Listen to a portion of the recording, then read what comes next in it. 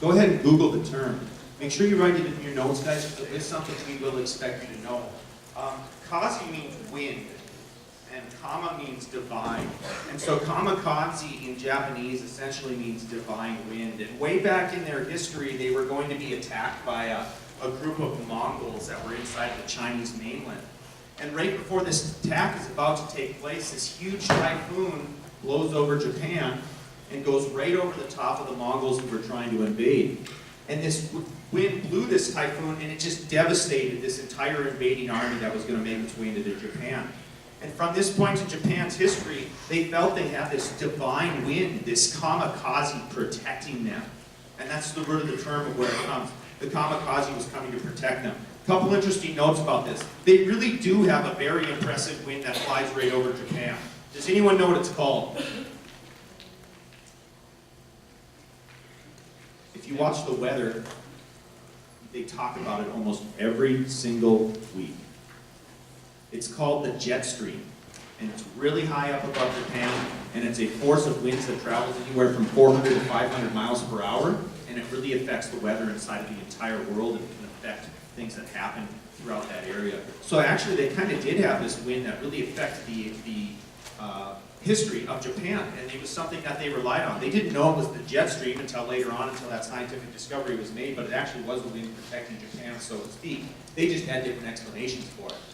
Kamikazes are suicide bombers, and they're some of the most feared weapons of World War II. They're feared absolutely by naval soldiers because they were absolutely accurate. You could drop a bomb out of your plane and hope that it hit the plane, or you could take, or hit the boat, or you could take your plane and pilot it directly into one of the boats, and it would have a devastating effect. Not only did it sink ships, not only did it cause huge damage with the jet fuel that was inside of these planes, but it also had a mental effect on our soldiers. It scared the daylights out of them. They didn't know how to treat these things. They didn't know if the plane that was coming at them was going to drop a bomb and pull up, or if it was going to fly right into their gunship where they were sitting and destroy them instantly. And they were absolutely horrible. Sometimes 5, 6, 7 of these airplanes would come into them. The Japanese had a regiment called the 250th that was highly popular. The 250th was the kamikaze suicide bombers. And Japanese were absolutely committed to being a part of that particular unit. They greatly wanted to. They wanted to give their life for Japan. They were highly committed to their cause, highly committed to their country. They were huge, what we would say, nationalists. And they really believed that sacrificing their life was a way of honoring their family and honoring their country. So this was a highly, highly popular idea, a highly, highly regarded unit. These guys were looked at as heroes, and they were considered in death and in living to be a hero who honored their country. And many of them, if they didn't get that chance to be a suicide bomber, felt rejected. So many people wanted to join the 250th that they actually had to turn people away in Japan and say, no, we have enough people. Towards the end of the war, they're going to have more people than they have planes because they can't manufacture them quick enough because they don't have enough materials coming into the country. Now, some of these soldiers were so committed, we wanted to really kind of illustrate that to you guys. We wanted to share a quote with you about some of these soldiers' thoughts and what they went through.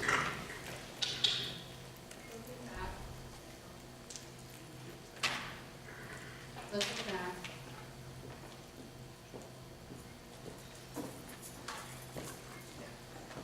Looking back, when I think of your raising me in your arms for more than 20 years, I am filled with a sense of gratitude. I truly believe that no one else has lived a happier life than me, and I am resolved to repay the Emperor and my father for your kindness. Beyond those boundless white clouds, I will make my attack with a calm feeling, not in the shocks of life and death of one time. A person dies once.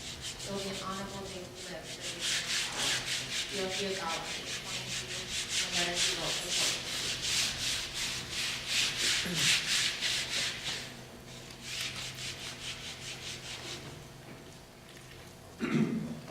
I said to the people of the Philippines whence I came, I shall return. Last week we talked about how the Japanese took over Corridor and how a very famous general escaped in the middle of the night. His name was MacArthur. He's going to be the commander of the Pacific Fleet. Here he comes back in 1944, about 3 years later, 2.5, 3 years later, and he returns. His famous line when he left was, "I shall return." And so this is a big victorious day for MacArthur, coming back to liberate POW camps throughout the Philippines, coming back to free the people he left behind, the people who were forced on that march on Bataan, and help the people that were left who were there as a stepping stone as we get closer to Japan. This is one of the most famous pictures in United States history, really in the world in many ways. In fact, there's a memorial at Arlington Cemetery of this particular battle. This is the Battle of Iwo Jima. At the Battle of Iwo Jima, 4 soldiers are going to be caught in a moment that really lives in eternity amongst Americans and amongst the world. There's 4 men here who raised this flag atop the high end of Iwo Jima. The high end was called Mount Suribachi. Okay, that's up top there if you want to Google it and you want to look at some of the images of Mount Suribachi. Basically, it's this little volcanic island that has a really high mountaintop end on the end of it. And by mountaintop, I'm not talking like Rocky Mountain style. I'm talking way smaller than that, but it's the high point on the island. And the Japanese were very dug into this island. They had tunnels going throughout Mount Suribachi, and there was an absolutely ferocious fight for the Marines that had to take over Iwo Jima. Iwo Jima had 3 landing strips. That's the whole reason we wanted it. You can write that down as well. That's all we really wanted it for, and it came at a great cost of American life that we came and actually took this island. Even after the Japanese have been defeated in the main parts of the island, they're going to continue fighting to the very bitter end inside of Mount Suribachi. We're going to have to go in these tunnels and try and flush them out. We're even going to find soldiers so committed to the cause that they committed what's called harikari, which is a Japanese form of suicide, so they would not be captured by the Americans, basically by falling on their swords inside of some of these tunnels, because they would not surrender, would not give up in Iwo Jima. These soldiers are going to come back, and the 4 of them are going to go on a bond drive, a war bond drive, to raise money for the war, telling their story about the flag raising, talking about Iwo Jima, and talking about what their experiences were in the war.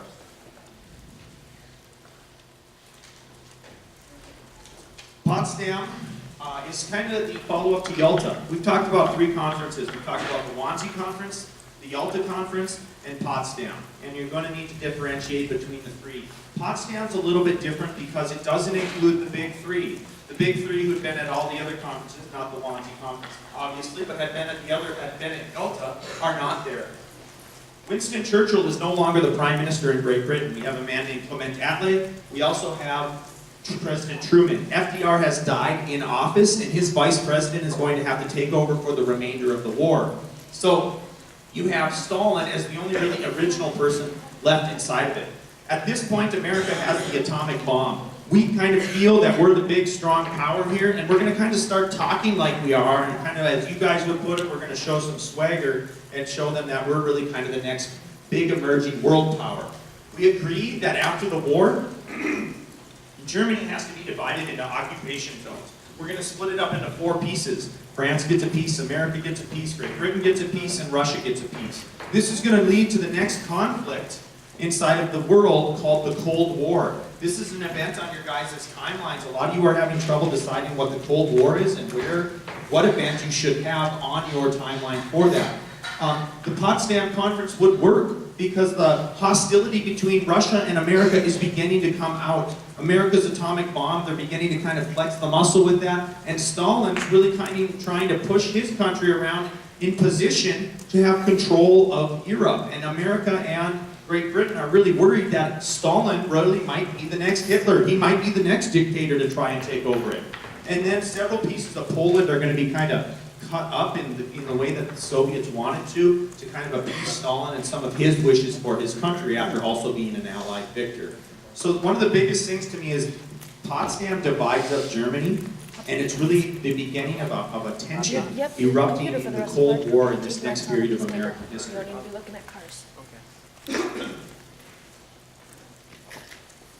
The Manhattan Project is another term you need to know. Also on your timeline. The Manhattan Project is the project in America that created the atomic bomb. Einstein sent a letter to FDR, and so did another very famous physicist last name Fermi, sent letters to FDR talking about the need for a weapon that would end a war, a need for a weapon that was massively destructive, a need for a weapon that would save American lives and prevent them from having to fight on the ground as foot soldiers. After this letter is sent, FDR is going to start funding the program, and about 6 months to a year after the letter, they're going to actually begin the code name for the Manhattan Project, and they're going to actually start creating the project itself. Hundreds of thousands of people are used in the process. Not hundreds of thousands, tens of thousands of people are used in the process to make the atomic bomb. One of the more famous scientists to come out of it is Dr. Robert Oppenheimer.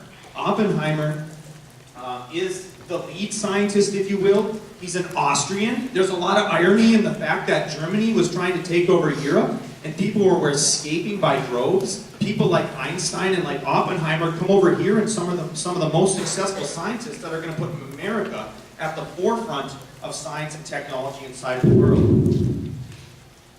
He's going to figure out a way to fuse and divide atoms using plutonium and using uranium. Those nuclear weapons are going to be the basis for the atomic bombs used, and later on, what's called a hydrogen bomb, which can cause an even bigger explosion. These are the two that are going to be used at Hiroshima and Nagasaki. Oppenheimer has a very famous quote we wanted to give you a little background on. He obviously was Austrian. He didn't speak perfect English, but that doesn't have so much to do with his quote here. I want to give you the little background on the quote. He also understood Hindu and Indian beliefs, and he understood what some different stories in the folklore and myths of their time period. And when the atomic bombs first went off in like 1943, 44, and they witnessed this and they watched those bombs go off, he saw them, and his comments really reflected how he felt at the time period. Some people say he said it initially when the bomb went off. That's debated in history, but he for sure said it about 1965 later on, following an interview with the American media when he talks about his witness here. So listen, please. Quote from Dr. Oppenheimer: "We knew the world would not be the same. A few people laughed, a few people cried. Most people were silent. I remember the line from the Hindu scripture, the Bhagavad Gita. Vishnu is trying to persuade the prince that he should do his duty, and to impress him, takes on his multi-armed form and says, 'Now I am become death, the destroyer of worlds.' I suppose we all thought that, one way or another."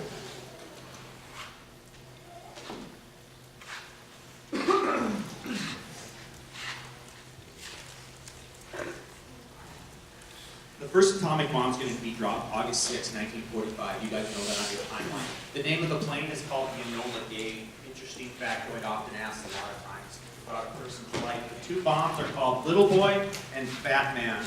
The way I remember this is that it's opposites. Little Boy is actually a bigger bomb that caused a bigger explosion, and Fat Man's a bigger bomb that caused a smaller explosion. So it's opposites on those two things.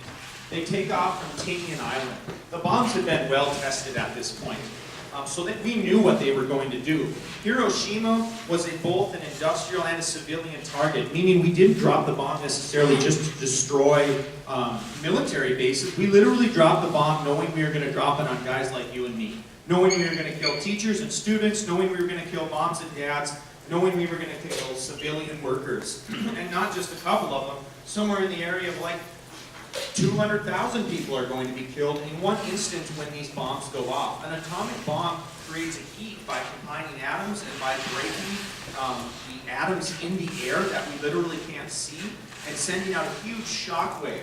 These bombs can be set off in a couple of different ways. Lots of times I think we think in our heads when we're learning about bombs and history and wars that bombs hit the ground and they explode. That's not the case with an atomic bomb. Atomic bombs were programmed to blow up above things. So they dropped it to a certain height, and it blew up, and everything went down and out, okay? So it shot down at the ground, out and up, and went every single which direction. The heat wave and the shock wave initially created by this could tear the paint off of different things a mile and a half away. They say it busted out windows of things in the first atomic test 100 miles away. Literally buildings, the windows just shattered inside of them 100 miles away. That's like from here to Minot, guys. Okay, from one explosion. People's shadows, where the shockwave had hit them, and if they were standing in front of a building, the shockwave hit them, and you could see the shadow after the person died pressed into the wall. Now, it wasn't really a shadow. The bomb had burned everything around them, but the body had stopped the bomb from burning the wall behind them, if this makes sense. The accounts of the tragedies that happened inside of here, inside of the world, are absolutely horrific. The people's accounts of these are unlike anything that's ever been seen inside of history before. This is Paul Tibbets waving from the Enola Gay before he takes off from Tinian Island. They had to find their target that morning with a fair amount of cloud cover, but they're going to basically hit the nail on the head in finding Hiroshima. But I should mention, and there's a little correction there from what I said, Hiroshima is a secondary target. They actually were going to a different target, and then they ended up going to Hiroshima second. Atomic bombs create what's called a mushroom cloud. If you look at the picture on the left, this mushroom cloud descends really high into the atmosphere and mushrooms out in that exact shape that we're looking at here. This is a shot of ground zero. Ground zero is exactly where the bomb went off. It shows you what was left. Japanese cities were largely made of wood, and wood burns. Okay, concrete would have stood up a lot better charge against these bombs, but because most of their cities were wood, really nothing's left. You can see a building here, you can see a couple others in the background. But essentially at ground zero where the bomb went off, there's nothing left. 70,000 people are going to be killed immediately. We're talking an explosion that could kill the city of Bismarck immediately, okay, in one full swipe. 48,000 buildings destroyed, and the number of people who died from radiation poisoning is impossible to know. And the numbers who actually died are also impossible to know because it destroyed the records of the people living inside of the cities. So you couldn't find the records of who was living where to know exactly how many people actually were living after the bomb went off. This is the beginning of a new time in history, a time we would call the atomic age, a time when the atomic bomb is the new bomb, it's the new threat, and everybody wants to have it. If you don't have it, and if you do have it, you're a big dog inside of the world. And that people feared, kids like you guys, feared in their lives that they would be blown up by an atomic bomb, potentially by Russia inside of America. We do fire drills, we do lock